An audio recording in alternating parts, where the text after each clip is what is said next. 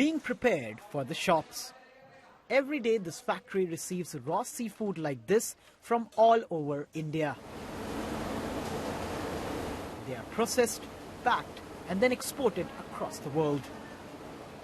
The last couple of years have been a busy time here.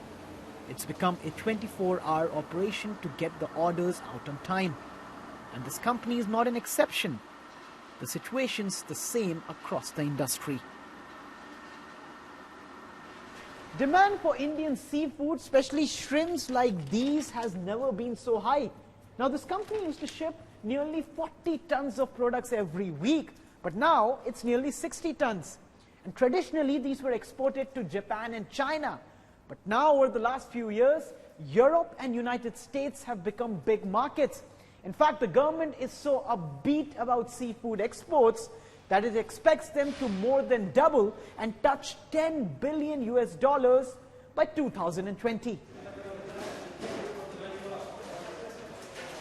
Farmers growing the shrimp in their ponds, in their farms, that's where we have seen a huge increase in production and subsequent exports. The depreciation of the rupee helped, along with a shortage of shrimp worldwide, so the price of shrimp skyrocketed.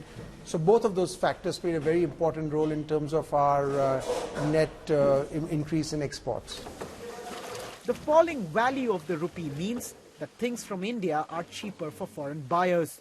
So that's not only helped the seafood industry, but exports across the board. As a result, the government predicts exports will be up 6% this year. That will help narrow the gap between export revenues and what India pays for imports, the current account deficit. In the last financial year, India's current account deficit was one of the highest in the world at $88 billion, driven by high gold and oil imports. The government then took steps to curb demand for the yellow metal to tackle the issue. And with those restrictions and higher exports, it's confident of keeping it at $45 billion in this financial year. But experts say more needs to be done to keep it under check. I think if you allow the export sector to flourish more, then you would have a more convincing solution, a more long-term solution to the current account deficit problem.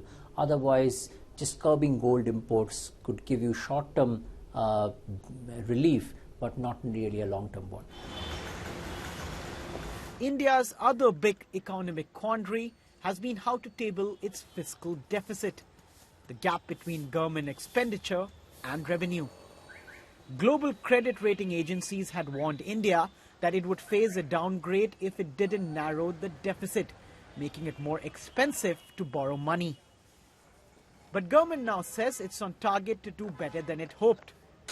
There has been criticism of how it's managed to do that. For example, deferring payment for oil subsidies until next year. But many have defended the action.